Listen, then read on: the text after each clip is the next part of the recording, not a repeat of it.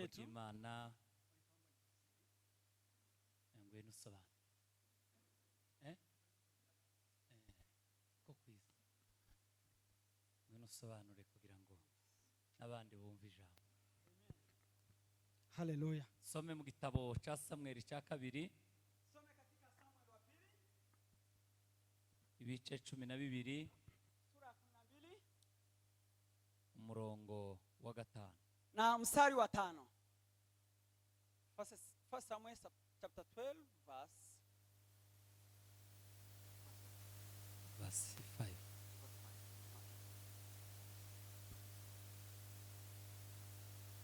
Samuel 12:5 maze Dawidi aherako arakarira uwo mugabo cyane, niko kubwira Natani ati ndahiye Uwiteka uhoraho umuntu wakoze bene ibyo akwiriye gupfa, kandi azarihe umwana w'intama 4 kuko yakoze ibimeze bityo kandi kuko atagira impuhwe.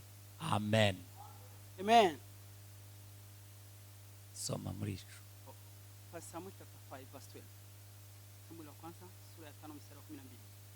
Sura Samuel wa kabiri Samuel wa pili. Okay, Samuel wa pili sura ya 5 chapter mstari 12 verse 5. Second Samuel. Here chapter 5. Chapter 5. Chapter 5 is here. 12.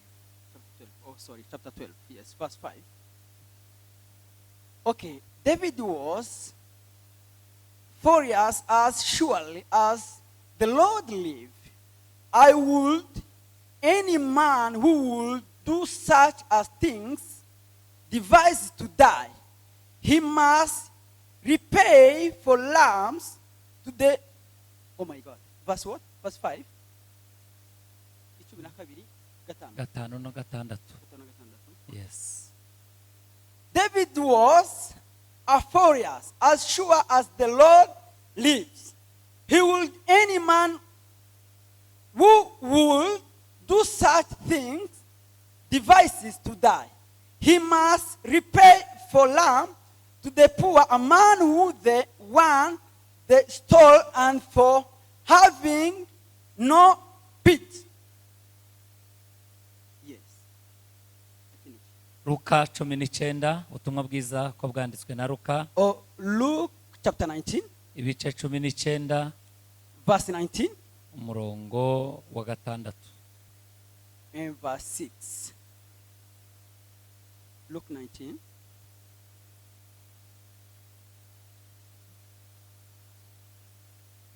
Luke 19:6.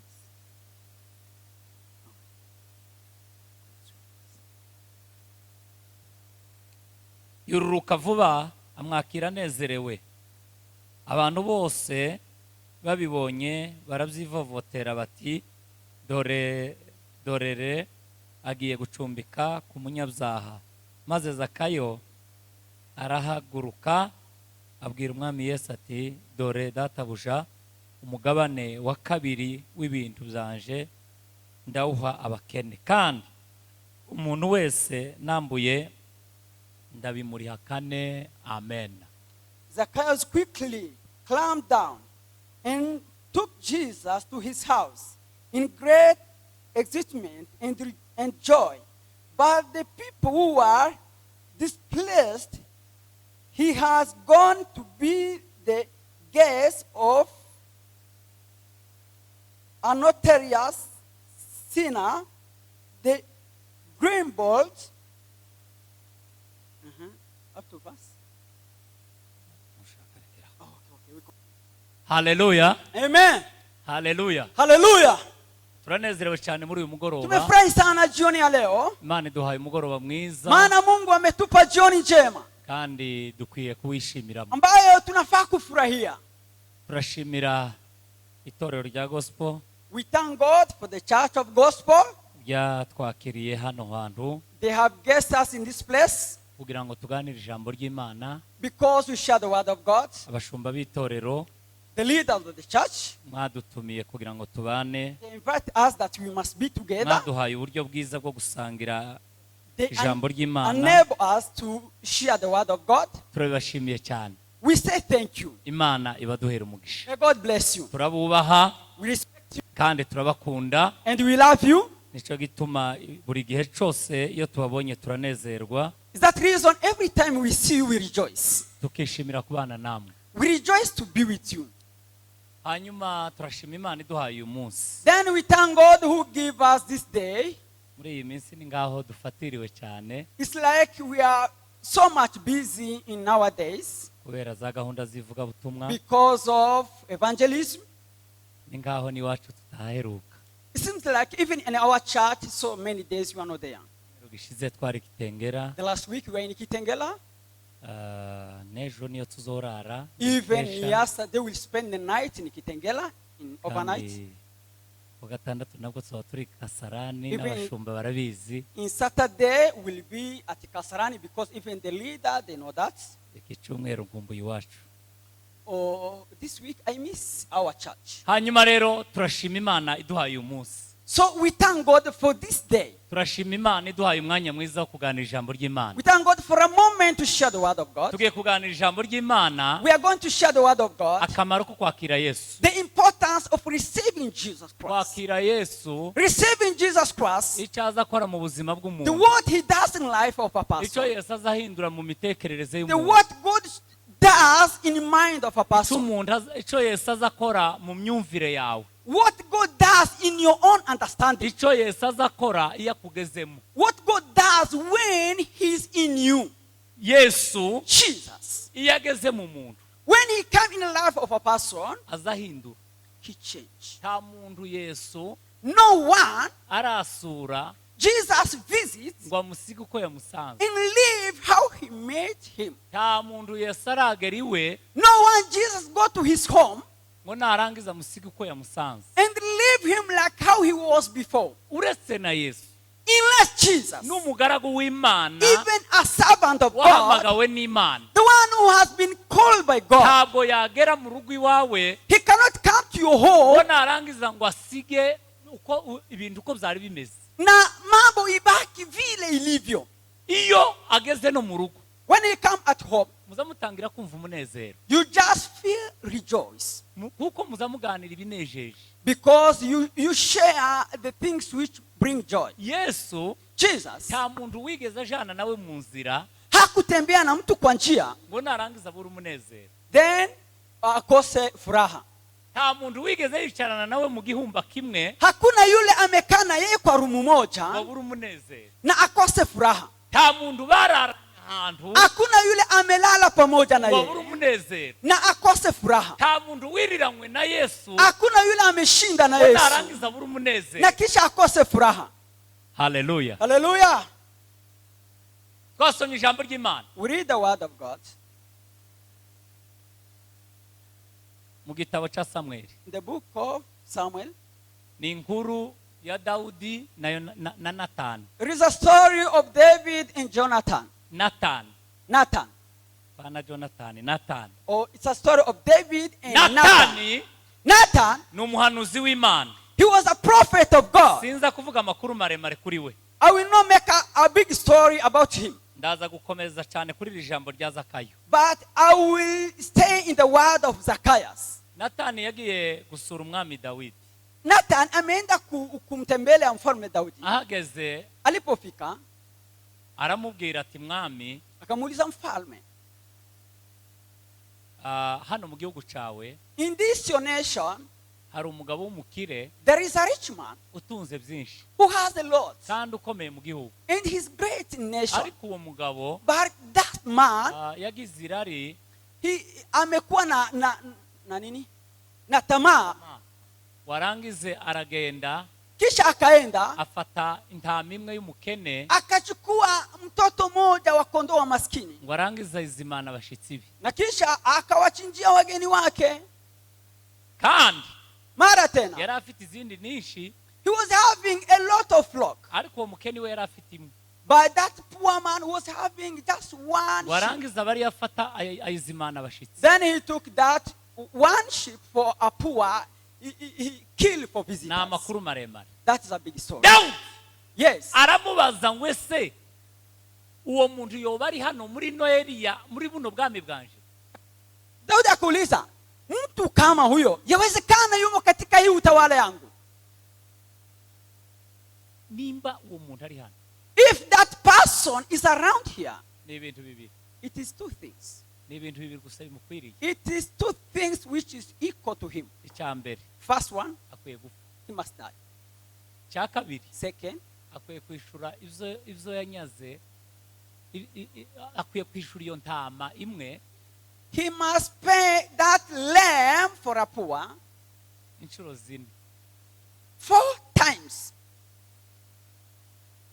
Nathan abona ko atamenye uko yavuze, akaona hajaelewa yale ambayo ametamka, aramubwira ngo mwami, akamwelezea king, uwo muntu nta wundi ni wowe. that person is not someone else, it is you. Wari umukire, You was rich, wari ufite ubutunzi. you are having the riches.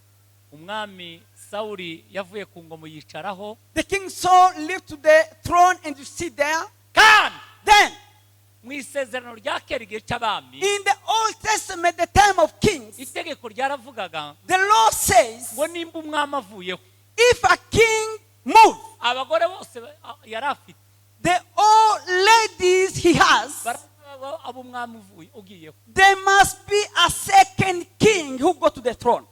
Natani abwira Dawudi, Nathan said to David, aramubwira ngo uwo muhemu nta wundi ni wowe.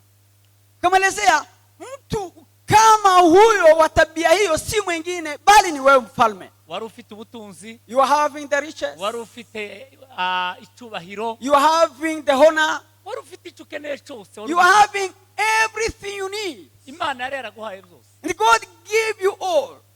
Kandi Then ukenera n'ibindi if you could need others, nabyo aba yarabiguhaye, even God should give you. ariko But ukenera agatama kamwe k'umukene. you need the one lamb for a poor.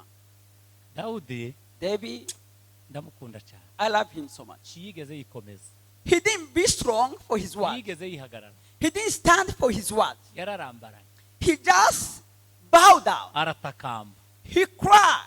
abwira Imana, He said to God, abwira Imana amagambo akomeye he cyane. said strong words to God. Yaravuze ngo mubyaha nimwo mama yambyariye. He said, in sinners, my mom gave me birth there. Ndi gito. Akasema, mimi ni bure, mimi ni bure, mimi ni bure. Iyo usomye Zaburi Ukisoma Zaburi ya 51 ya 51, hari amagambo menshi yavuze, kuna maneno mengi amesema. habe ni ya 84. Hata ya 84. Dawudi ni umugabo uzi gusaba imbabazi. Daudi ni mtu anayejua kuomba msamaha. Yabwiye Imana, Amemwelezea Mungu. arayibwira ngo ndi gito.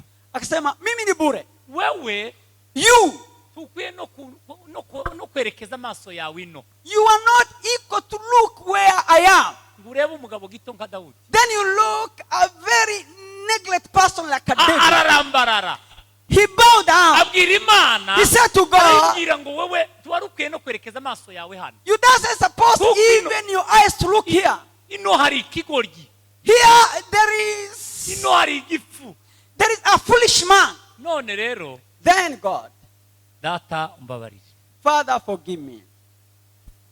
Imana yamubabarira. And God forgive him. Hari ijambo amagambo akomeye Imana yamubwiye. There is a word God said to him. Natani akiraho, Nathan, when he was there, hari ijambo yamye amubwiriraho. there is a word he said immediately. Yaramubwiye ngo gupfa ntugipfuye. He said, to die, you will not die. Rwa rupfu waza wifuriza abandi urwo ndukuyeho. Ile kifo ulikuwa unatamani kwa watu wengine nimeondoa. Kubw'imbabazi z'Imana.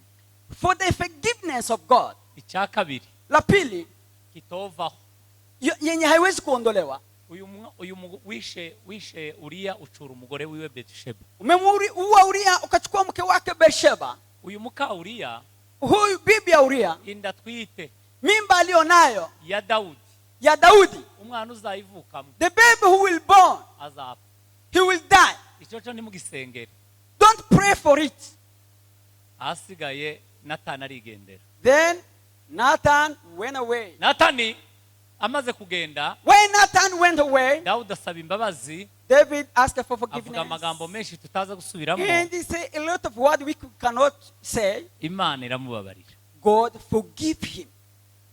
Habe na biriya yari yasabye ngo barihe byantama kane, Even though he was asking to pay that ram 4 times, yagombaga kuriha umugore kane.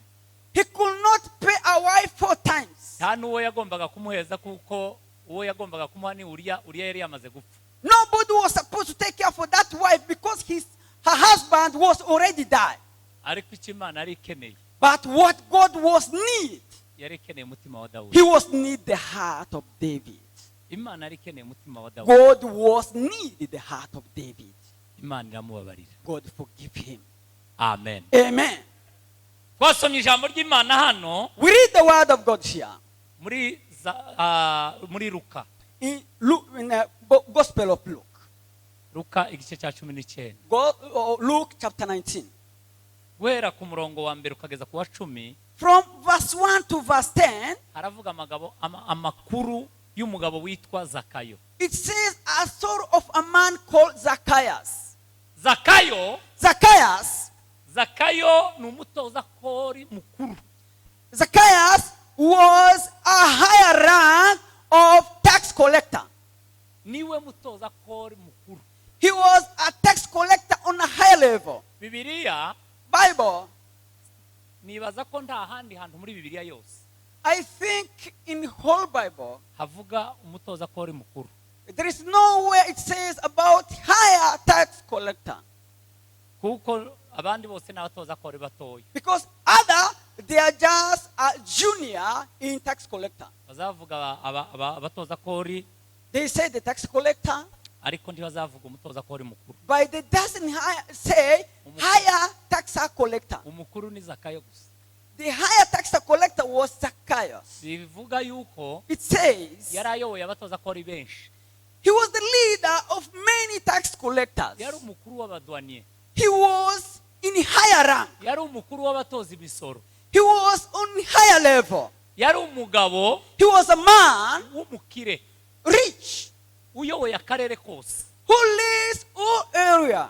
Kandi Then, hano in this Yeriko Jericho, bigaragara neza ko yari umugabo w'umukire muri ako karere. it seems was the rich man in that area. Bukeye The following day, ashaka kubona Yesu. he wished to see Jesus. Zakayo ashaka kubona Yesu. Zacchaeus want to see Jesus. Alitaka kumwona Yesu lakini alikuwa mfupi. Akapanda juu ya mkuyu ili apate kumwona Yesu.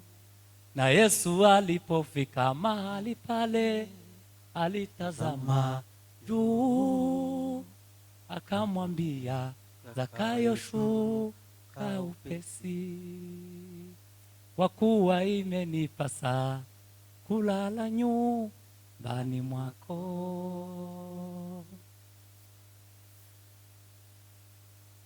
Zakayo alifurahi sana alipomwona Yesu. Alitamani kuwapa maskini nusu ya mali yake. Amen. Amen. Zonizo twagaza turirimba kera. That was the song what we has been singing before. Zonizo twagaza turirimba na babisho. It is the song we sing together with Nizo men bakorari of bake. God, earlier singers. Alitamani kumwona Yesu. He wants to see Jesus. Zacchaeus atekereza kureba Yesu. He think to see Jesus. Zakayo yari afite icyubahiro. Zacchaeus was a honor man. Zakayo yari afite ifaranga. Zakayo was having money. Zakayo yari umuyobozi mu karere. Zakayo was the leaders in the area. Zakayo yari afite abakozi. Zakayo was having the Zakayo workers. ntacyo yari abuze. Zakayo was missing nothing. Icyo yari abuze. Nothing was missing Yari abuze Yesu. unless Jesus. Atukuzwe Yesu. Hallelujah. Yari abuze Yesu. Only Jesus was not having. Warangize Then when he finished, ashaka kureba Yesu. He wants to see Jesus. Tuvuge ngo amen. Amen. Hallelujah. Hallelujah. Akenera kureba Yesu. He wants to see Jesus. Warangize But akaba umugabo mugufi. he was a short man. Arirukanka. He ran. Amenya inzira Yesu anyuramo. You know the way Jesus is supposed to pass? Yurira igiti cy'umuvumu. He went up to the tree. Warangize kucurira hejuru. When he was up to the tree, ategereza ko Yesu aza. he waited for Jesus to pass. Yesu araza hayatambuka Then agiye when Yeriko. Jesus was passing, arangiza hejuru abona umugabo wicaye hejuru. then he saw a man sitting up to the tree. Aramubwira ngo ururuka. Then he said, come down. Zakayo, Zakayo, ururuka. come down. Yes. Come down. Darari wawe. I will sleep at your home. Warangize Zakayo When he finished Zacchaeus, akashuka upesi. he came quickly. Yururuka numwete. He came quickly. Arirukanka He ran. ngo anezerewe cyane. He rejoiced much. Hey! Hey! Hallelujah. Hallelujah. Ni jewe yohamagara muri aba bantu bose. I'm the one Jesus can call in middle of these people. Ni jewe Yesu abwiye. I'm the one Jesus talk about. Iwe yarakeneye gusa ngo murangize. Him was one just to see. Yarakeneye ngo arebe Yesu gusa. Just to look Jesus. Yesu ngo murebe. But Jesus, when you look at him, amubona mwinyota. he see the sun. Aramubwira ngo ururuka. He said, come down. Arururuka. He come down. Ngo yururuka nezerewe. He come with rejoicing. Zakayo alifurahi sana alipomwona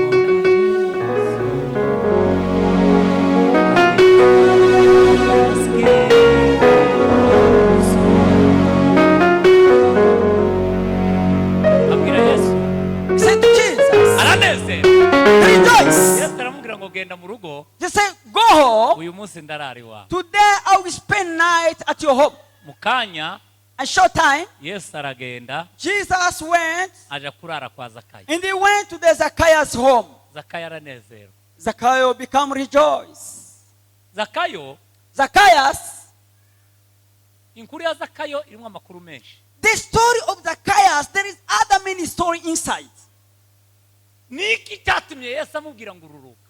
Which reason Jesus say come Kubera down? iki Yesu atamwiyeretse ari hejuru.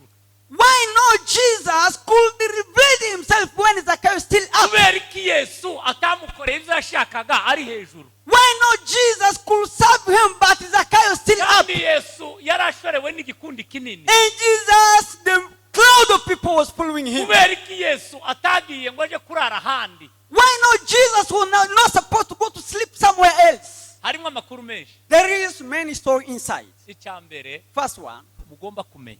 you first to know, Yesu ntaza gusanga mu mashorishori. Jesus cannot meet you up to the tree. Nimukenera kubona Yesu. If you want to see Jesus, Muzururuke. you must come down. Abantu baradendetse. People, they are up there hanging. Abantu baradendetse. People, they are hanging. Bamwe badendetse ku matitire y'amakanisa. Some, they are hanging for the titles of the church. Abandi badendetse ku matitire y'igihugu. Others, they are hanging for the titles in the nation. Abandi badendetse ku matitire y'imiryango. Others, they are hanging to the titles of the families. Iyo umuntu amaze kugira bakazana nk'abangahe, When you have daughters-in-law, somehow many, akagira abuzukuru nk'abangahe, then you have grandchildren like somehow many, azasigara aririmba izagutya gusa. then you sing like this. Like this. Trois quarts. 4 squares. Asigara aririmba gutya. 3 squares. Kubera ko Because abasa n'umaze kugera muri starehe. he's like the one who is relaxing. Iyo umuntu agize udufaranga dukeya gusa. When a person have just a small money, Bamwe badendetse mu ifaranga. some they are hanging in money. Nimba yarazikoreye akaba nk'uwunguka, If he has work and getting profit, cyangwe afite nk'abasponsa bangahe hanze, so he has like how many people are supporting him. ni ukumutambutsa ku ntebe y'imbere gusa, Then they put him sitting in front. baze basirimba akazagira gutya gusa. When they sing, he do like this. Kurara mu cyumba ntibikibaho. to sleep in a prayer house, it can't. cyo gihe abantu bazatekereza ko abarara mu cyumba bafite amaganya. Is that reason people think those who pray hard, Ningingo- it is because of sorrow. zabuze uko zigira zikaja kurara mu cyumba. It's like the poverty who doesn't have the place to be. They go in a prayer room. Ibitaramo by'akane na kabiri na gatatu zo n'iby'abantu. The prayer of the weekdays, all of fellowship in the weekdays, it N'iby'abantu is, bafite imitwaro it baremerewe. is for those people who has a burden very heavy. Yesu ntazasanga umuntu mu byubahiro. Jesus cannot meet anybody in a higher rank. Yesu ntaza gusanga iriya widendetse. Jesus cannot meet you to the higher level. Yesu azakenera ngo ururuke uryame. Jesus wants you calm down and bow down. Kuko Yesu ntabiri. Because Jesus is not there. Yesu aba mu busabane bwa hasi. Jesus, he's in fellowship of closing. Yesu abana n'abantu mu busabane bwa hafi. Jesus, he's with the people. Babandi boroheje. It's just a simple fellowship. Boroheje mu mutima. Those people who are simple in the heart. Badafite izindi ngingimira zo mu mutima. They doesn't have other complication. Badafite ibyubahiro bihanitse. They doesn't have higher rank. Abwira Zakayo ngo ururuka. He said to Zacchaeus, calm down. Ururuka Zakayo.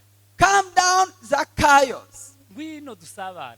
Come with fellowship. Ndarara mu wawe. I will sleep at your home. Nta handi Yesu azarara. Nowhere Jesus can spend nights. Abantu ngo barababara cyane. People, they become very sad. Bababazwa n'ukuntu Yesu agiye kurara kwa Zakayo. They feel bad because Jesus was supposed to Nigute wewe spend the night ushobora with Zacchaeus. kurara ku mupagani. How you can go to spend night to the pagans? Nigute ushobora kuja kurara ku mupagani. How you can spend night Kandi hano mu karere hari abayumva. to non-believer, and here there is prayer intercessor. Hano mu karere Here in the village, hari abantu bafite amazu meza. these people who has a nice Wakagombye house. kuraramo. You can spend nights there. Hano mu karere Here in the hari area, abantu bafite abagabo hanze. these people who has the husband in abroad. Hano hari abantu bafite abagore hanze. There is some people who has a wife in Hano- abroad. hano mu karere In this town, hari abayobozi b'amakanisa. the leaders of the church. Hano mu karere Here in the hari area, abayobozi b'akarere ba the Diamani. leaders of the town. None ukorera kurara ku mutindi kuri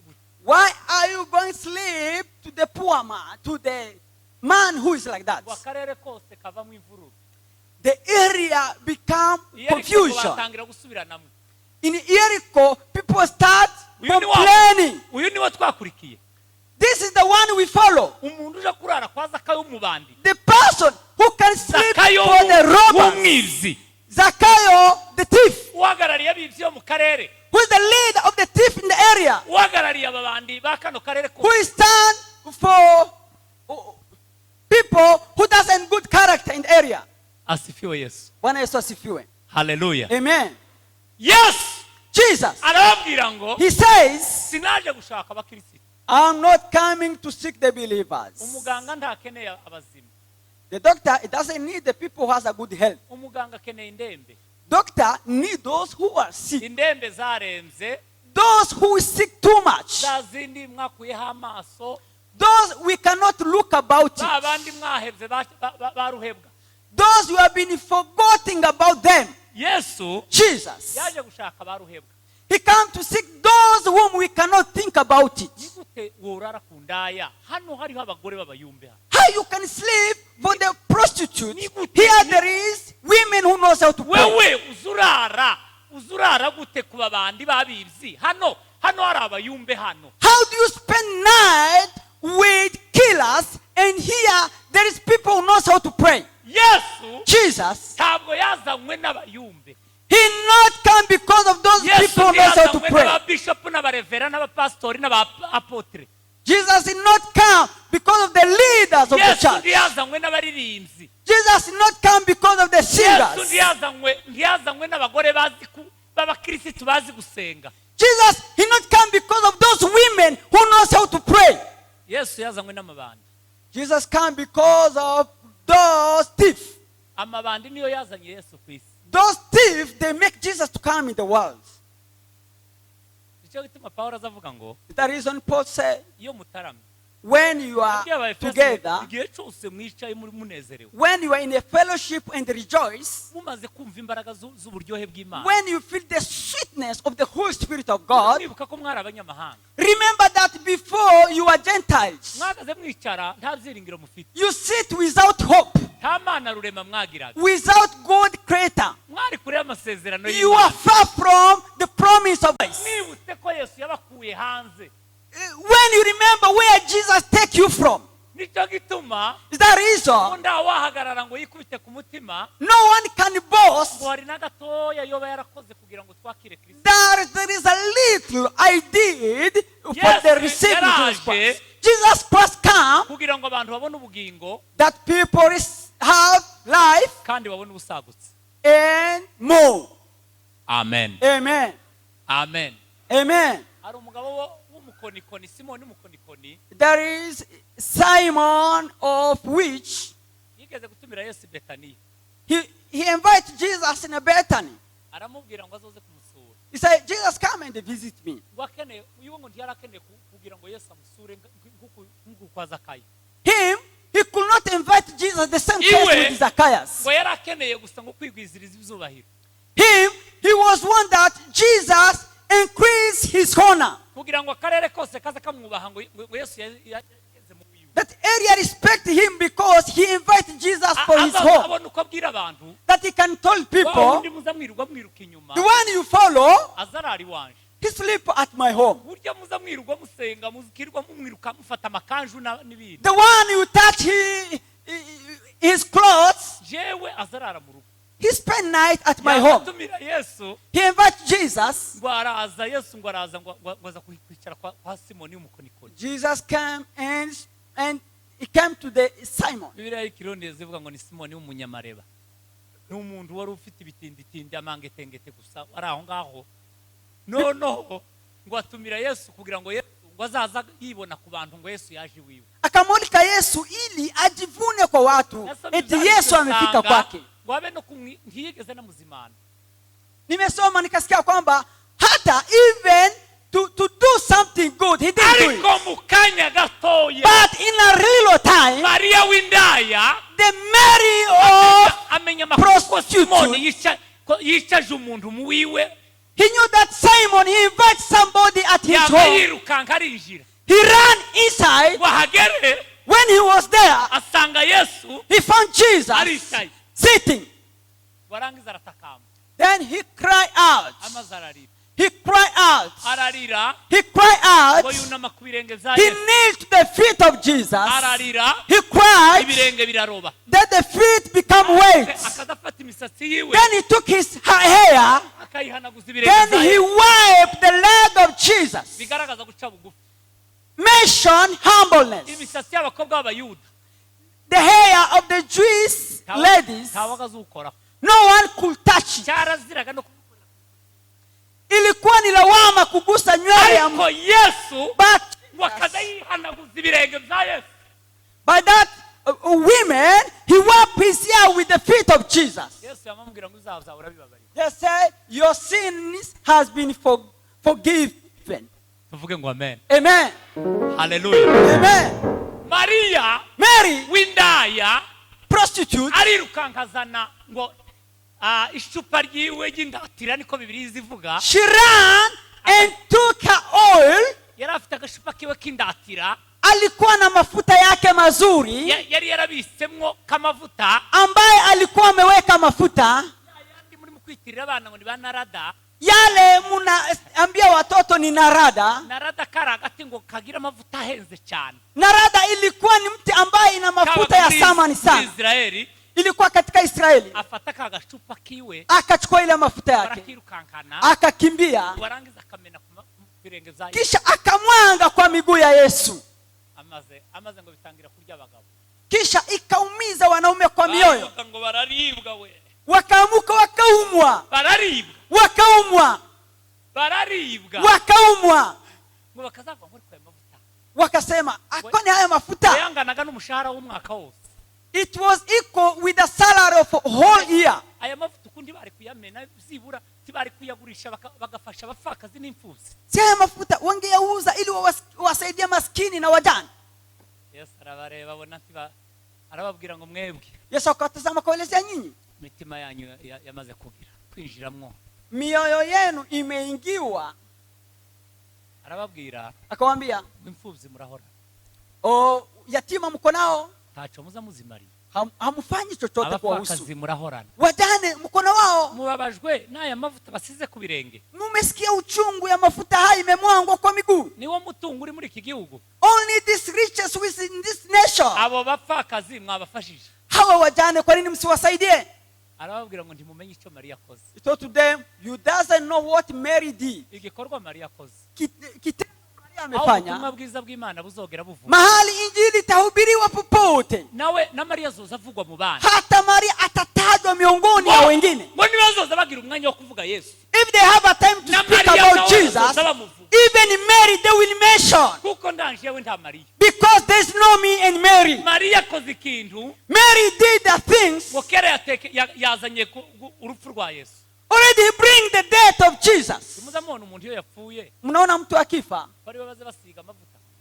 Ndiye wanapaka mafuta. Ubundi n'ubukene hano twebwe hano ni mu bakene. Sisi ni maskini hapa kwa sababu sisi ni wakimbizi. Ubundi abakire matajiri mu kizungu in town some town gusezera wakikuja kuaga maiti bazagura za par wananunua mafuta yana harufu nzuri. Umuntu wese azaje gusezera akakubita par. Kila mtu akienda kuaga anaweka ile mafuta ya harufu nzuri. Umuntu yazatambuka akakubita par. Perfume ndio inasema baya. Yesu yamabona urupfu rwe rwaje kera ko bararutera par.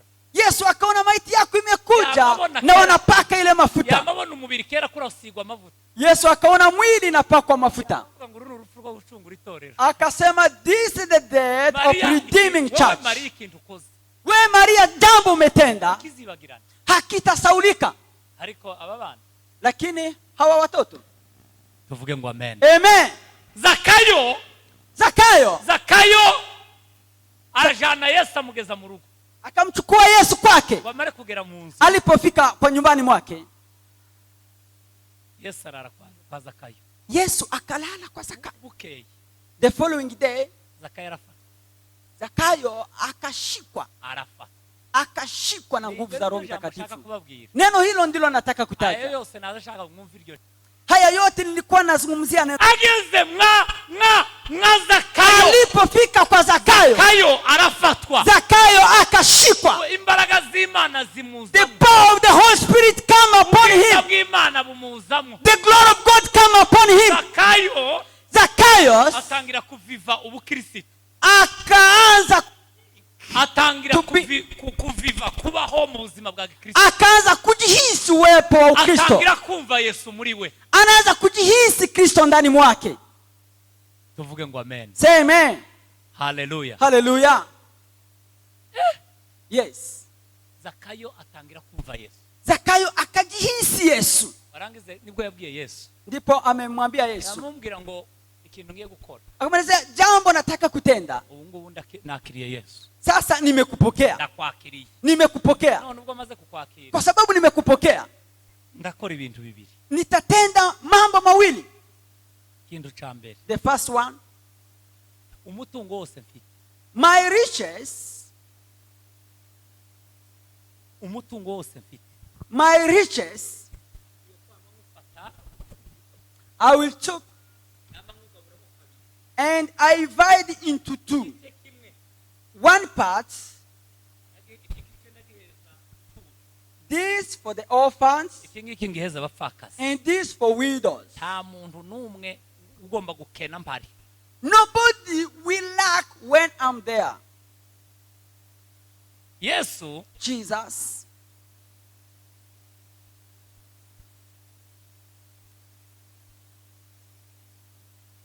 Aramureba abona yafashwe. Akamtazama akaona kwa kweli amepokea kitu. Avuga ijambo rya kabiri. Akasema neno la pili. Aravuga ngo arabantu nagiye ndenganya. Akasema kuna watu nimewanyang'anya. Umuntu wese narenganyije kuri duane. Yule mtu niliyemnyang'anya kwenye mpaka. Kandi sibaga umuntu wenyine wakoze ku duane. He's not only the one who walked to the border.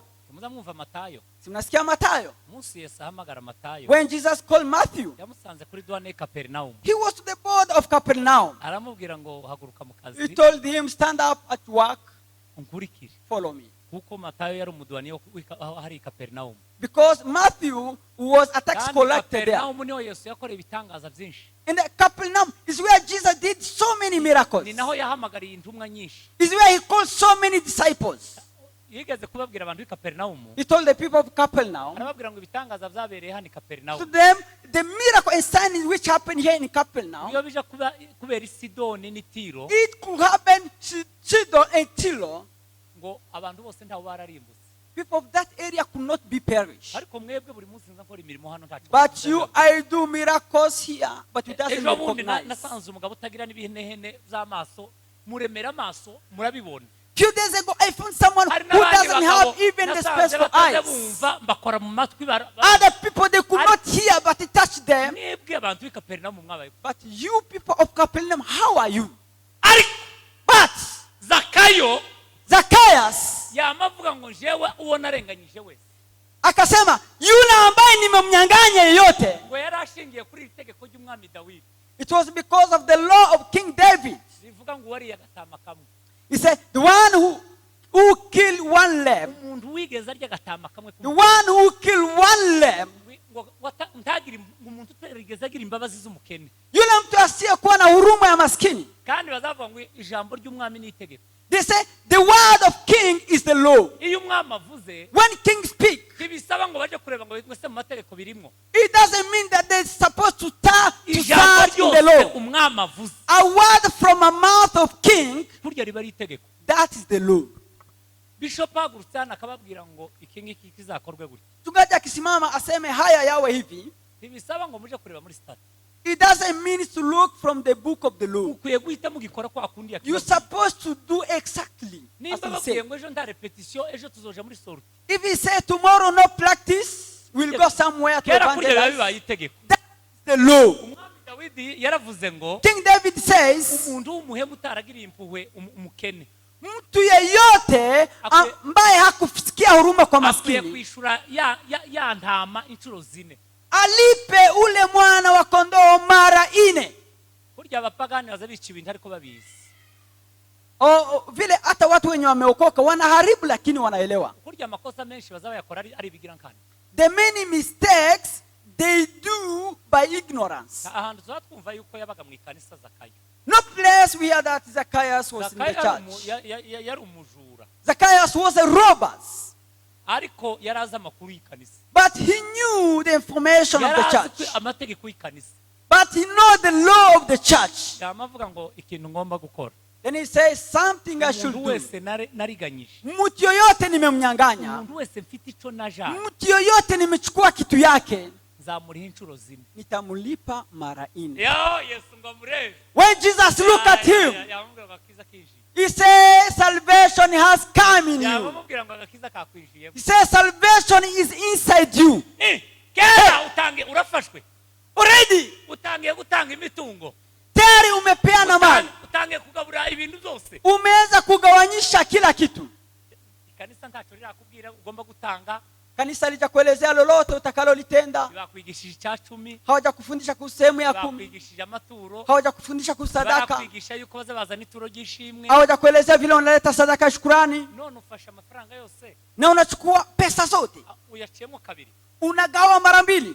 Igice kimwe ugihaye abakene n'abapfakazi. Sehemu moja kwa maskini na wajane.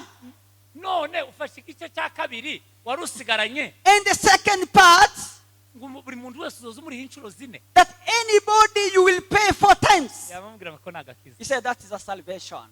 Tuvuge ngo amen. Say amen. Hallelujah. Hallelujah. Yamamubwira ngo nta kindi kiza gikora ibyo. He said nothing can nta kindi kiza gituma umuntu yikuraho imitungo. Nothing makes people to give out what is belonging. Ukuye agakiza.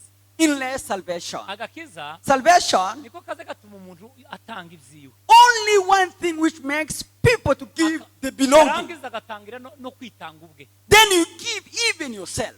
Kuko iyo umuntu amaze gutanga imitungo. Because when you give what you have, zambabwira Yesu Imana ihamagara I tell you, when Jesus is calling, Imana yigeze guhamagara Elisa. God called Elisa. Elisa akora ikintu gikomeye cyane. Elisa akafanya kitu cha ajabu sana. Elisa ngo aravuga ngo, Elisa akasema, ninirukanka nikikimbia, ngakurikira Imana, then I follow God, ngifite imitungo hano, and I have the riches here, nzagira umutima wo gusubira inyuma. I'll have a heart to go backwards. Yamabanza afata amatungo yiwe. Akachukua mifugo yake. Yaragira ibimasa bihinga. Alikuwa na zile dume za kulima shamba. Kandi nibyo byagiraga agaciro kanini. Na hizo ndizo zilikuwa na thamani kubwa. Arabanza arabitemagura. Akakatakata. Arabitemagura. Akakatakata. Warangiza zimana abakene. Kisha akakulisha maskini. Kugira ngo nanatekereza gusubira inyuma. Ili akifikiria kurudi nyuma. Azayubuka ko inyuma ntahari. Akumbuke hakuna nyuma.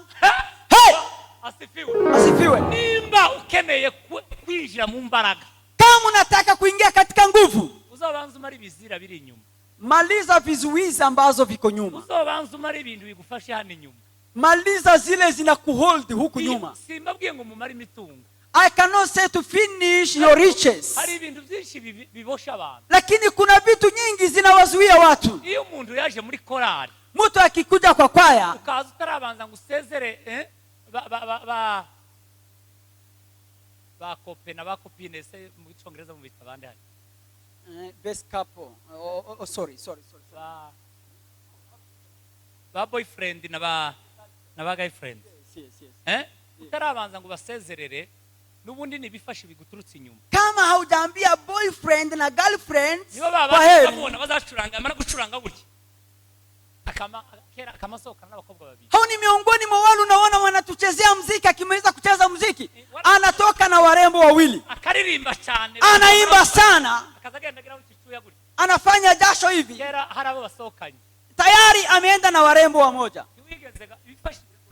Vizuizi unavyo. Abantu benshi baraje mu ikanisa. Watu wengi wamekuja kanisani. Bado wana vizuizi. Nijo kituma muzamubona ataze biruka runduka. Ndio sababu hawajiachili. Iyo mureba Maria yarafashe umutungo yakoreye umwaka wose. Mary amechukua ile mali amefanyia mwaka mzima. Akabanza akaumena. Akaumwanga. Kwari kugira ngo abanza kure ibizuizi. Ilikuwa kuondoa vizuizi. Hari umugabo mu revera. Kuna mzee ambaye ni reverend. Simuvuga ariko nivuga amakuru ya bamwe baramumenya. Lakini nikitaja historia zake wamoja watamfahamu. Yarahamagara amaze guhamagarwa. Ameitwa wakati ameitwa. Abwira ahamagara umuryango we. Akaita watu wa familia yake. Iri aruguri wacu. Huko kwetu. Arababwira ngo se mwemeye yuko nje muri. Akamwambia mmekubaliana na mimi niingie katika mwito huu. Nta kindi kintu kizosura kungarura hano mu bintu za familia byo kungora. Nothing else will make me to come here in a family meeting. Ati nubundi bihoramwe nta kandi kazuzu ukora nibyo. Wakamwelezea, none muremeye ngo ziranshingano bagiye kumpa nzijemwo. Mumekubali yale majukumu wanataka kunipea ni yafanye. Imbere vira w'ikanisa. Nikubali nikuwe kasisi wa kanisa. Nubundi wari pastor. Akasema hata wewe ni pastor. Barangiza aravuga ngo sawa ndagiye ntimukakurikiza ibindi. Akasema nimeenda, msiruhusu mambo mengine kunifuata. Ngo buci inka ziwe zirona. Kisha ngombe zake zikakula shamba ya mtu. Umugabo aramubwira ati izi nka zanje nibutwa kuranyoneshereza imirima. Akasema mbona ngombe zako zimekula shamba yangu? Abavuga ngo nubundi nahagurutse nabi. Aramubwira ngo mbabarire none gusa. Akasema unisamehe leo tu. Sinzosura kuza kugusaba imbabazi. Sitarudi kusamaha. Mu gitondo kare kare. Early in the morning arakamika. Akakamua ngombe. Ariko kamabwira abana ngo nimusezera amata. Alipomaliza kukamua akaambia watoto semeni kwa heri kwa maziwa. Yamashorera ikibuga cyose n'inyana. Ngombe zote na vitoto na ndama. Uzitazo mubera igikwazo. Akasema zisikuwe kizuizi kwangu. Yamazi aziremesha isoko. Akazipeleka sokoni ngombe na ndama. Abagabo bene wabo, wanaume wa kwao kandi bari hano. Wamoja wako hapa. Bari hano beshi. Wako hapa wengi. Bene wabo bamamwiruka inyuma. Wengi wao wakamfuata. Yewe umazinka. Ndugu unamaliza mfugo. Umutu ikibuga cyose cy'inkura kiremesheje. Unamaliza mfugo wote. Arababwira ngo sinkene yamahane n'abantu. Akasema sitaki mizozano na watu. Bakora inama y'igitaraganye. Nas bamavuga ngo ntituko ta muntu zo inka zawe zibayizi kanisa. Wakisema ngombe zako tangia sasa ni huduma. Uzireke tugiye kuziragira twenyine. uziate tutazichunga sisi wenyewe. Zizoza zona nta uzokubaza ngo sinkazonye. Zikikula shamba ya mtu hakuna yule atakuuliza. Tuziyoneshereza twenyine. Sisi wenyewe tutasimamia hayo. Tusubire no kumenya kugira inka. Usifahamu tena una mifugo. Tugiye kuziragira. Sisi tutashughulika. Uwo munsi. Tangia siku hiyo. Tibongeye kumubwira ngo inka zonye. Hawakumuelezea ngombe zimekula shamba ya mtu. Yose yabayo inka ziwe nzizakaze zo. Miaka yote ngombe zake hazikukula shamba ya mtu. Niyo zonye ndibakazamubaza ko zonye. Na wakati zimekula shamba ya mtu hawange mfahamisha kuwa zimekula shamba ya mtu. Uko bazikwe maboko yiwe bazigiriza. Kwa sababu they took from his hand and they become their for the church. Igituma abantu benshi muzamubona muhamagaro wagoranye. Kwa sababu watu wengi mwito imekuwa ni mzigo. Bamwe bahagurukanye n'imiryango. Wamoja wamesimama pamoja na familia. Akabeba familia. Mukuru wa diakoni ni mwene wabo, mukuru wa mama ni nyirasenge, mukuru wa baririmbyi president wa makorari yose, n'umuhungu wa mukuru we. Viongozi madaraka zote za kanisa, they are related. Hari bifashi biri mu bantu. Kuna vizuizi vimo miongoni mwa watu. Kuri ndikuza kuvugwa ni nkuko kukwakijijwe. Lakini ukweli ya kuongelewi ni kama ni neno halistahili kuongelewa. Kuri kumwe Mwikanisa kwamaze gukizwa ubungubu kutakivugwa, kwamaze bamyagukiza kurakizwa. Kuna maneno mamoja siku hizi haturuhusiwi kuyazungumza kanisani. Ni haki takatifu. Ni haki takatifu. Hariho haki takatifu. Kwa sasa kuna haki takatifu kanisani. Ukamusanga ikanisa. Unapata kanisani. Shaking. Reverend Agora yaravuze ngo a servant of God says, yaravuze ngo muzamuvuga ukuri. Say mnasema ukweli. Munsi umwe hari ukuntu bari bagize gutya tukaza tujubanganya ikanisa. Kuna mambo walikuwa wamegusia na yanatikisa kanisa. Aravuga ngo ngo nituvuga ukuri. Akasema when we say the truth, ikanisa rirakaka. The church will fall. Ngo kandi nituguma kugira mahimba n'ikinyoma ngo nanone rirakaka. Na mara tena tukitumia ujanja na uongo ni pale pale kanisa itakaribia kuanguka. Aravuga ngo nibreke tuvuga ukuri nanone rikakira ukuri. Akasema hata tuseme ukweli likipasuka lipasuke kwa haki. Ubundi turareka kuvuga ukuri rirakaka. Tutaacha kusema ukweli itapasuka. Tuvuga ukuri rirakaka. Na tukisema ukweli itapasuka. Nimureke tuvuge ukuri nanone rikakira ukuri. Hata tuseme ukweli ikipasuka ipasuke. Tuvuge ngo amen. Say amen. Hallelujah. Hallelujah. Hallelujah. Hallelujah. Abantu benshi people this muri iki gihe bararemerewe. In this time they have big burden. Nico gituma muri mukubona habe ni kanisa urakora bikavunika wakera hari kahirima wagira ta ibintu byarazingitiranye cyo gituma muri mukubona bya famille ngo bigira gutya ngo cyamanga Mwikanisa ngo famille ukabona ibintu byose byarigishiranye nta kigitandukana n'ikindi ari kanisa ari chairman ari family zose ni uruvanga. Ndio maana siku hizi kwa kanisa kuna mambo mengi hayaeleweki. Nibyo baba basore bari mukuvuga ngo uruvanga ruzarurujisha. Ndio wale vijana wanasema it is a confusion bring not understanding. Like understanding. Havuyemo yindi. Yes. Tukaza gukora inama ikanisa havuyemo yindi. Tunaenda kwa meeting ya kanisa na meeting nyingine imetoka hapo. Mureke twiyambura ibituremerera. Jamani, tuondoe yale ni mazito kwetu. Hallelujah. Amen. Hallelujah. Amen. Hallelujah. Hallelujah. Hallelujah. Hallelujah. Ubungubu kwa sasa abantu benshi watu wengi kibagikunda ukuri. Hawahitaji ukweli. Ikiza kikwereka umukristo utazakomera mu ikanisa. Kitu inakuonyesha mkristo mwenye hana nguvu kanisani taza kunda ukuri. Hapendi ukweli. Takunda no kurerwa. Hapendi. Takunda kurerwa ngo bamurere. Hapendi hata kuangaliwa ili aweze kukomaa. Tuma benshi baba ivyigenge. Wamoja wamekuwa ni watu wa kujongoza wenyewe. Ubugaho babonye na motive igaragara. Kwa sasa they have a motive. Ngo nibamuvuga ngo aramaje kwirubura hano. That if they say about me I'll go to another church. Bigasanga haba kukiziriko bamubuje kuja kwirubura. It seems like they stop him to go to another place. Umuntu kunanirwa kwirubura agomba kwirubura yarangiza agategereza ngo bazomukoroga abone kuja kwirubura hano. Imagine mtu hataki kwenda mahali anafaa kwenda, anangoja wakimsema ndio aende. Jewe sinza nemezanye n'umukirisitu, mimi sikubaliane na Mkristo uzuja kwirubura hano ngubwo ibibazo byabaye mu itorero. Anaenda mahali kwingine kwa sababu kanisa kumekuwa mizozano. Abe ni kanisa rya mwakiriye ntacho riza ryakira. Hata ile kanisa imempokea haipokei kitu. Hari abantu bagira gutya ngo nibashaganya gutya ngo ramaje kwirubura hano. Kuna watu wanasema wakisema hivi nitaenda kwa kanisa lingine. Umugabo azarindiraho yaterewe.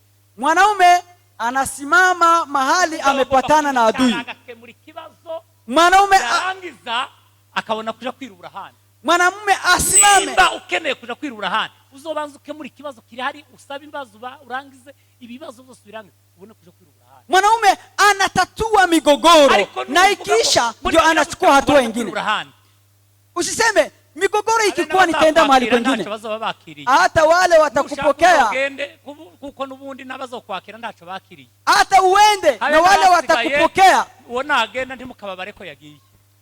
Hata na wenye wamebaki msihuzunike. Maana huyo hana dhamana tena. Bano mu banyamurenge bavuga. Nasikia kwa hadithi yetu wakisema mwishuti ngo nuwo mutabara ntagusige. That nuwo mujana ntagusige mwatabarana ntagutererana. Wanasema rafiki ni yule ambaye hakuachiliwa wakati wa shida. Umugabo azahagarara mu kibazo, ikibazo kikarangira akabona guhaguruka kugenda. Mwanaume anatatua tatizo ikisha ndio anachukua hatua nyingine. Ngamba mukarasa mwamara kurasa wabona wanyu baramurasha. Ucha ukirukanga. Ni kama kwenda vitani na ukiona mwingine amekuwa na injury unamwacha unakimbia. Umugabo mwiza, mwanaume mzuri nuhagarara aho yaterewe. Ni mwenye anasimama mahali amekumbana na tatizo. Bwana sifiwe. Amen. Hallelujah. Amen. Hallelujah. Hallelujah. Wezi Imana icubahiro. Tupe Mungu. Hallelujah. Hallelujah. Amen. Amen. Imana yaje gushaka abari abameze nabi. God came to the world to seek sinners. Yaje kubera abakristo. Jesus, he didn't come because of Christian. Yesu yaje gushaka abapagani. Jesus came because of the pagans. Icyambere ugomba kumenya. The first reason you must know. Nuzozubona bishop buri munsi karaja mu nzu y'umupagani. If you see bishop enter the house of pagans, ubundi ndi wakwiye kujaho cyane kuruta umukristo. He must go there several times than a Christian. Umukozi w'Imana muyumbe cyangwa undi wese agomba kuja mu nzu y'umuzaifu kuruta mu nzu y'umuyumbe. Those who have been called to serve the work of God, they must visit those pagans more. Muzamuja gukora iki mu wiwe? Nimba umuntu yaramaze gukomera. Kama mtu ni mkomavu kiroho, kubera iki muzamuji wiwe? Kwa nini mnaenda kwake? Ubundi abakenewe kugendererwa na abafite intege nke. Wale wanahitaji kutembelewa ni wale wanyonge. Nimba muvuga ngo umuntu arakeste ni wowe gusurwa cyane. Kama wanasema huyu mtu ni 50-50, huyo anafaa kutembelewa sana. Ni igitaramo kigomba kubera buri mugoroba. Ibada nyingi zikuwe kwake. Nibo dukeneye ngo baze kwa Yesu. Kwa sababu hao ndio tunahitaji wamrudilia Yesu. Abamaze gufatika. Yesu hakukuja kuwatafuta wale wenye nguvu. Yesu yaje gushaka abananirwa. Yesu amekuja kuwatafuta wale wameshindikana. Gwe ngo ndibogera kwa naka warakese. Unasema hatuwezi kufika kwa fulani. Yewe nzambabwira.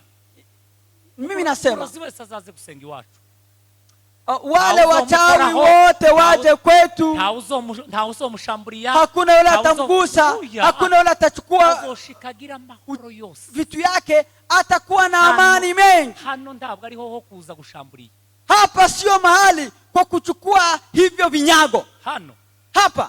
Hano nao kuruhukira imitima. Hapa ni mahali kwa kupumzika mioyo. Twohangayika tukababara. Mahali popote tunaweza kuhangaika na kusumbuka. Hano nta muntu ugomba gutungunda urutoki habe numwe. Hapa hakuna mtu anafaa kunyosha mwingine kidole hata mmoja. Bose bakwiye kuza Mwikanisa. Walevi wote waje kanisani. Abarozi bose baze Mwikanisa. Watawi wote waje kanisani. Indaya za zindi zazitega.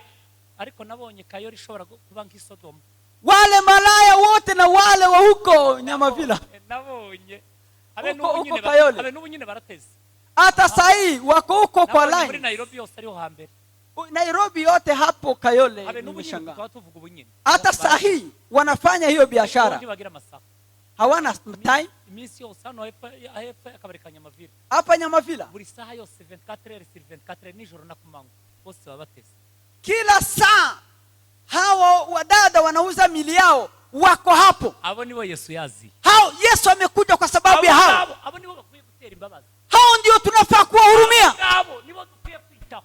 Hao ndio tunafaa kuwashughulikia. Abo nibo tuzoserukana mu ijuru. Yesu akavuga ngo hao ndio tutafikisha mbinguni na Yesu atasema kwamba mumewarejesha wale mateka. Niho tuzogera kukanezera. Hapo ndio tutafurahi mara tena. Lakini waombezi cyangwa ufite ifaranga ama kiwa na pesa cyangwa bagize gutiria baririya sibo Yesu yazi. Wale wenye wako huko juu, Kristo hakukuja kwa sababu ya hao. Yesu yaraje kugira ngo barushe baruhuke. Kristo amekuja ili wale wana uchovu waweze kupumzika. Nimba umuntu reka mbabwire iki kintu, nimba umuntu ari umurozi, kama mtu ni mchawi, uwo muntu ararusha, huyo mtu ana uchovu, uwo muntu arananiwe, huyo mtu ameshindwa. Yaje hano Mwikanisa, akikuja hapa kanisani, niho honyine azashika karuhuka ngwashi, hapo ndipo anaweza kupumzika. Habe nubwo ngo mubona afite ibiheko, afite nk'iguniya yose y'ibiheko, si ngombwa kumwaraza, ni mumure karuhuke, yaje kugira ngo aruhuke. Hata mkimuona akiwa na hizo vinyago, arara kwijoro, mumwache, amechoka na mambo nyingi. Mafikira yake ni wivu usiku na mchana halali. Na akikuja hapa mumsukume. Amekuja kutafuta upumziko.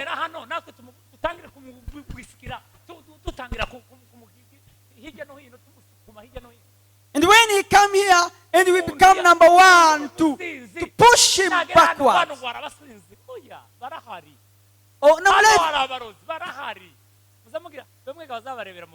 walevi na wachawi na hawa wote wengi wao wanatazama kina mama. Imana haruwa yatumye kuza kumenyesha abantu kwisi yuko ngo burozi bwage mu bagore. Kuna yule Mungu ametuma kusema kwamba uchawi umeenda kwa kina mama. Imana yamaze gutuma makuru yuko abagabo bose bakijijwe. Mungu ametuma ujumbe kwa wanaume wote wameokoka. Imana yababwiye ko bakora ari bose nta murozi bamwe. Mungu ameelezea kwa wanakwaya wote hawakuwezi kuwa mchawi. Ariko jameni, gusikigenderewe jambo la muhimu si ukumenya abarozi, si kujua wachawi. Rubogora ndamukunda cyane. Rubogora nampenda sana. Sertanda Rubogora ndamwubaha cyane. Reverend Rubogora nampenda sana. Ngo Imana ikibahamagara, akisema wakati Mungu amewaita, bagazaje mu Matayo, walikuwa wanaenda jangwani, bagasenga bamara bakere, wanaomba na wanapata ufunuo. Ngo ikintu cha mbere bagaze bereka, jambo la kwanza walikuwa wanaonyeshwa ni uchawi. Bagira gutya Imana ikabereka ibiheko n'ibindi byose. Wakifanya hivi Mungu anaonyesha hizo vinyango na yengine yote. Ariko ngo bamaze gukura mu mwuka, but when they grow spiritual, Imana ndikibereka ibiheko, lakini Mungu haonyeshi hizo vinyango tena. Wakifurahi hivi wazabona Yesu, wanamuona Yesu. Asifiwe. Amen. Habe iyo muntu amaze kuriya hari urugero kubwoba nigeze kubona tuje Muyinga turasirimba na marehemu pastor. Nimeona wakati moja tukaenda huko Muyinga tukamchezea Mungu hivi, tukifurahi hivi, tukacheza hivi, tukacheza hivyo,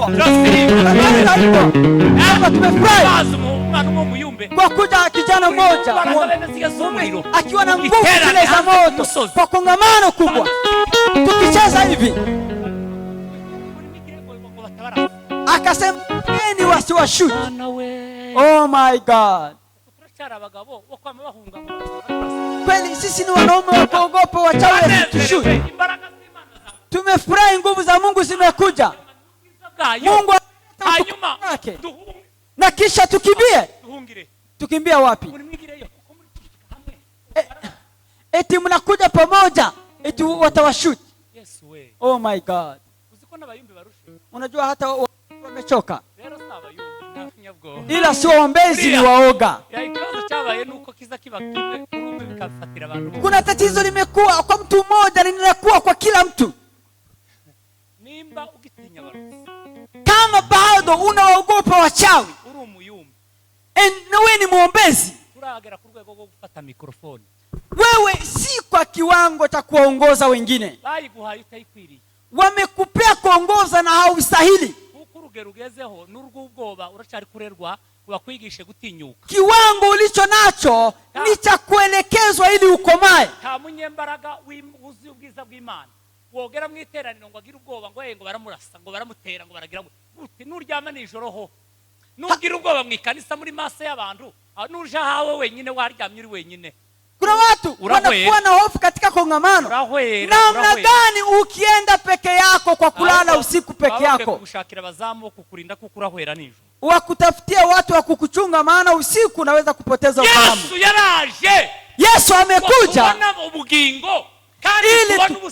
ili tupate uhai na uhai mwingi zaidi. Yohana yaravuze ngo John says that Jesus came that we have life, and after that we have even more life, even more strength. A Christian, when he is in a better level, he passed to the level of building himself. The prayer is in two parts. The prayer we pray is in the first step. It is a prayer of protection. Prayer of protection. Most of people, they just protect themselves in prayer. The prayer of protection is the prayer for protecting yourself. Mungu nataka kupita hapo niongoze. Mungu ninakuonyesha watoto wangu. Ninakuonyesha mume wangu. Ninakuonyesha familia hii. Tunaenda kulala utulinde. Wakienda hata kongamano. In the name of Jesus. Watu wengi hawaoni demons kwao. Labda waombezi wa hapo walikuwa kwa maombi. Ama sasa tuko katika kongamano. Kukiingia wengine hivi. Yule mwimbaji mwenye anataka kuongoza. In the name of Jesus. Tunakimbiza demons. Those demons, they come just here. Outside there is no demons. Na hao hautapata kwake akifukuza demons. Hawezi kuja kwako na mkimbiza kwako. Hano hanze huzuye indaya n'abarozi n'abapfumu hano hanze tiyogenda havuga mu izina rya Yesu twirukanya abadayimoni. Hapa kuna malaya na wengine hawezi kufukuza hizo demons. Lakini akifika hapo mbele, in the name of Jesus, tunakimbiza demons hapa. Abadayimoni baba kugatuti. Demons wako hapa tu kwa podium. Reduce those prayers.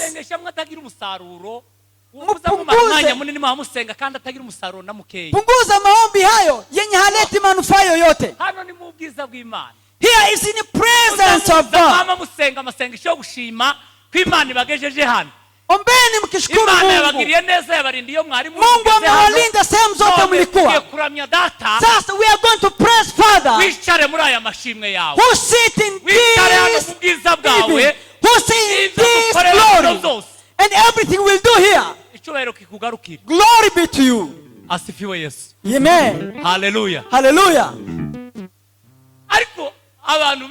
Lakini watu wengi wamekuwa watumwa wa roho ya uofu, ya oga.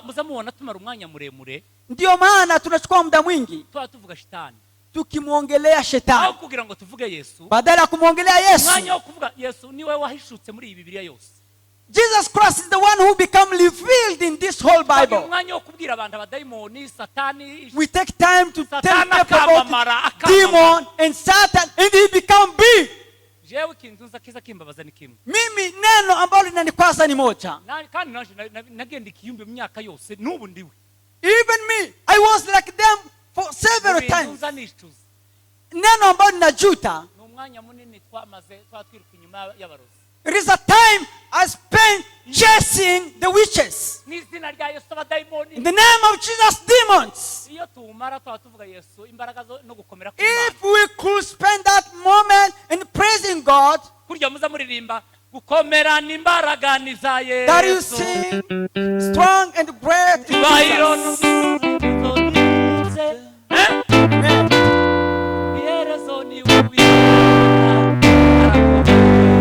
「Bwana sifiwe. Ukomera n'imbaraga ni Yesu. Chubahiro no kunesha ninde. Tangiriro ni Yesu. Eka. Hallelujah. Bwana sifiwe. Amen. Tugomba Kila msalaba wa Yesu umefanya. Aratubwira ngo mwana wanje baho. Yesu amepata to when we are glorying in the sin, then he say, my son, live. Other we should live is spending time.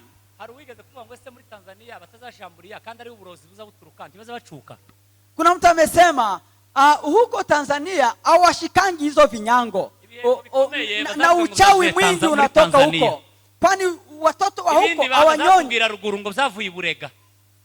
Abana b'Iburega ntibacutse. Na huko aruwagiye gushambura Iburega. Abana baho ntibavutse ntibacutse. Kuna sehemu ya huko Kongo kunatoka uchawi na huko hawashikangi vinyango na watoto wa huko they grow from childhood and become mature. Kuna wimbo waimbaji wanaimba hivi. Tani baramuzanye.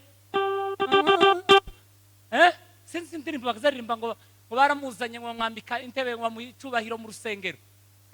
Ngo none ubu ngubu ngo ni muri bene iyo miryango. Walikuwa wanasema shetani wamemleta wakamketisha kwa kiti cha kanisa kama hivyo. Icyaha barakizanye bacicaza mu rusengero.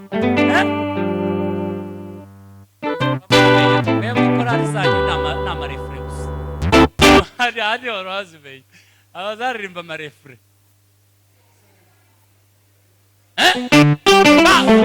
Hari ukuntu twafashe izatubishira mu Mwikanisa bihabwa intebe birakora nibyo bisigaye bigira nitwinjira nibyo nituvuga nibyo numuvuga butumwa nibyo bantumire bandi nico gitumuri mukubona twaheze mutuntu n'utundi amuvuga butumwa wavuye Kasarani ngo akeneye itike umuvuga butumwa wavuye hano Modadiri zampa manukana maguru n'umutanantumente aje no kubwiriza hanyuma umuntu akamaza nguje ku isoko yo guhaha muri business cyo gituma tubabwira ibyo mukeneye kumva icyo mukeneye kumva nuko nzi ko muri abanyabwoba ndababwira ukuntu tugomba guhangana n'abadayimoni hanyuma nitumara mutanga ituro ryo gwerekeza muvuga butumwa. Kuna vile tumefanya dhambi tukaipea kipaumbele katika kanisa. Kwa nini mambo kama hayo?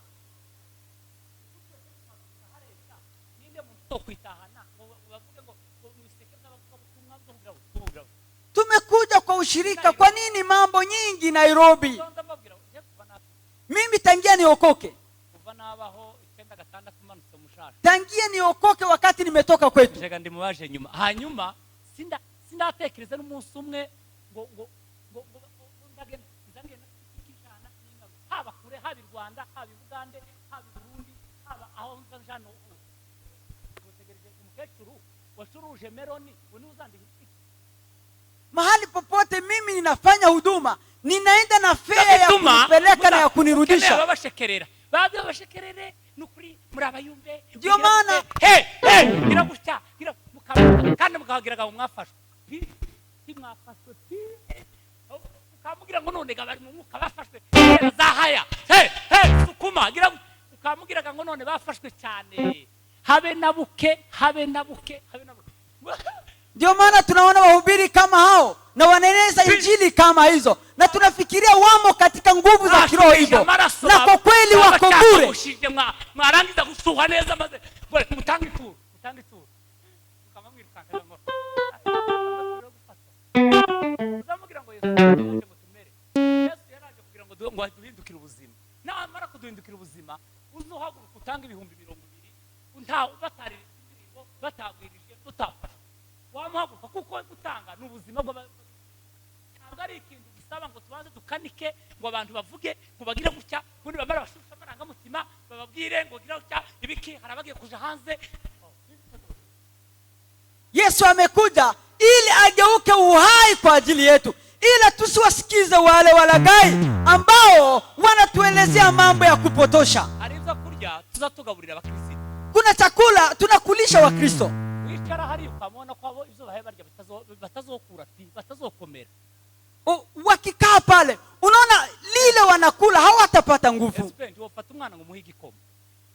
Dada hawezi kushire mu mwaka utazo muhe igikoma nundi mwaka muhe igikoma undi mwaka muhe igikoma numara utegereza ko azogira imbaraga. Kizoba igikoma nyine. Dada hawezi kuchukua mtoto umpe uji peke yake na ungojee yule mtoto atapata nguvu. Atakuwa kama uji peke yake hivyo tu. Tunafaa kufikia kwa kiwango kile tutakula mifupa. Ijambo rimukomeretsa yarangiza akaguma mu ikanisa kandi akaguma gafashwa kandi akaguma mu ikanisa kandi hari uwo mukomeretsa. Nimba tukigira ngo nakayambwiye nabi nkama nkomereka ngasitara mu ikanisa nkamasoka mu ikanisa uko twarakomeza. Hata ni vema hata kama mtu anaumia kanisani lakini anastahimili, lakini mtu akikimbia kanisani kwa sababu ya kuumizwa, huyo mtu jameni amekomaa.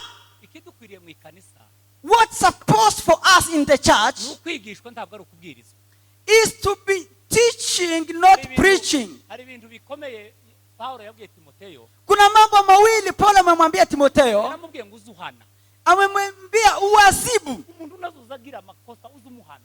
Mtu akifanya makosa umwazibu. Icyakabiri, la pili, uzuhugura abantu. Uwe unawafundisha watu. Abagore bakuru nuja kubahugura ubahugure nko ayihugura nyoko. Wamama wakubwa ukiwafundisha uwafundishe kama mwenye anafundisha mama yake. Ari kusiga umuntu umuntu atunga nyina uko hariho bamushenge, hariho bamabukwe, hariho ba mama wacu, hariho bandi habe nubwo atoba mama, hariho mama wacu, hatoba inde, hariho mukamuyomba, hariho nindangiza we nyoko bukwe woje imbere nyoko ukazumubwira ngo we imagine iravuga ngo nuhugura abagore bakuru bahugure nka nyoko. Biblia inasema ukiwafundisha wale wa mama wakubwa uwafundishe kama mama mzazi. I respect my mom than anybody else in the world. Even my mom say kneel down, I can kneel down, then I walk. Who say? My mom say. I'm the one who has never even approached. Ndatekereza ukuntu umuntu yohagarara imbere nyina wabo ya nyina we urakanga nyoko. Lakini ninafikiri nohagarara imbere ya mama kamukanga nokanga mukamuyomba nokanga gut tureste n'ubukristo habe n'umuco habe n'ubwenge umuntu wize wageze mu ishuri woje gukanga nyoko wanyu urakanga mukaso wanyu. Tunapofundisha tufundishe kadiri na viwango vya watu. Paulo yagaza babwira ngo muzamuhugura. Ndio Paulo amesema fundisheni kitwa vuba bahinduke. Fundisheni ili watu wabadilike. Nzambabwira habe n'abakorari. Ninasema hata waimbaji. Nimbo hagaze hano ku gatutu. Ukisimama hapa mbeleni. Menya ko hagaze imbere y'abagutanze kuririmba. Jua kuwa you are in front of those people who sing before you. Nabari abagabo bice hariya mugira ngo ntibazi kuririmba. Usione wale wanaketi pale ufikirie kuwa hawajui kuimba. Kandi gihe baririmbye bagiraga utaratibu. Na wakati wameimba walikuwa na utaratibu. Habe n'abashumba. Hata wachungaji. Muzamubona ko abapasiteri benshi tukiri batoya twebwe. Si mnaona wachungaji wengi bado sisi ni wachanga. Igihe cyose tuyoboye amakanisa. When we lead the church, tugomba kuyobora kabahagaze imbere y'abakoca bayoboye imbere yacu. We lead in front of those who coaching us. And when they are leading, they lead in a better way. Be careful ili mpira isiharibike kwetu. Ugomba kuzuhagarara ahantu utegereje uziko aho uhagaze hahagaze abandi. Mahali umesimama ujue kuwa there was someone else who was there. Kandi nzohava gutya hama haje uwundi. And I will move to the place and someone else replace me. Twirinde umupira ntukadupfire. Jihazarini ili usiwe wewe kuharibu mchezo mzuri. Uzi kintu nobwira nk'abagore bakuru. Unajua jambo naweza kueleza kama wamama wakubwa. Nobabwira ngo igitaramo kikabashiremo. Naweza kuelezea ushirika usiishe ndani mwenu. Turimo kuja gushingura. Unaona vile tunaenda kuwapeleka basazanye igitaramo. Wale wamekaa katika ushirika. Mwakazimona nyina wanyati burare hepfo kayore. Simemwona yule mama wa pale. Abasaza abasore bagenda no bakakigirira gutyo. burya niko karinda gasaza turagaherekeza n'igitaramo kugeza Ramata. Yes, tumewasindikiza kwa ushirika mpaka Langata. Nataka ushirika na wewe, ewe Mungu, ninataka ushirika na wewe. Mimi nataka ushirika na wewe, ewe Mungu, nataka ushirika na wewe. Natekereza iki gitaramo kugira ngo kizadusazireho. Ninafikiri ushirika zeke na reba bari abasaza twagaza dutaramana hari Bujumbura bagatako bamuhanuka bayobu bande bari abasaza bose. Ninakumbuka wale wazee tulikuwa tunashiriki pamoja pale Bujumbura.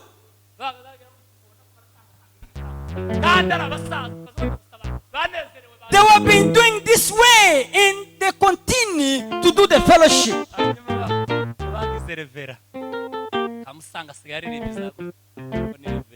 So unapata mtu amekuwa reverend na ameanza kuwa mzito kwa kila jambo.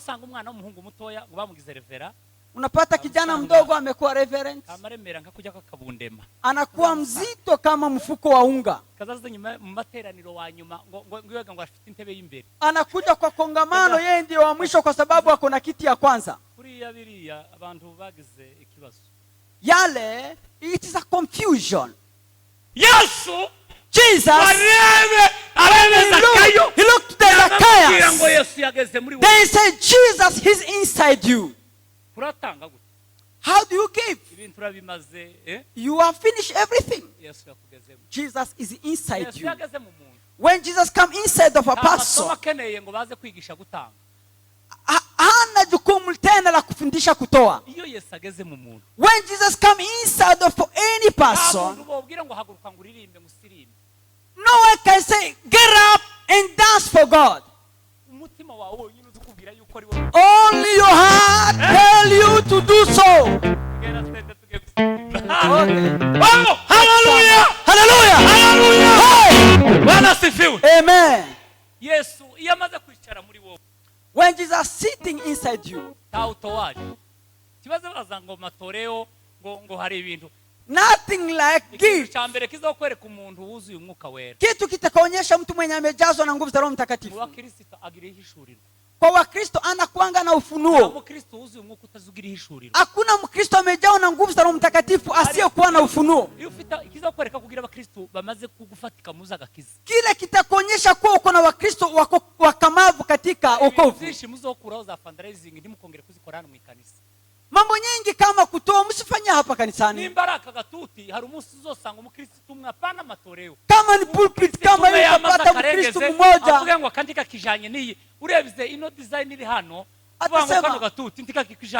Kulingana na hizi michoro hii hastahili ataitoa na kuiweka huko.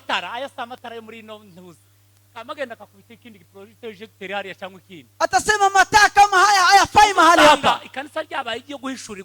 Unapata kanisa limekuwa la ufunuo peke yake.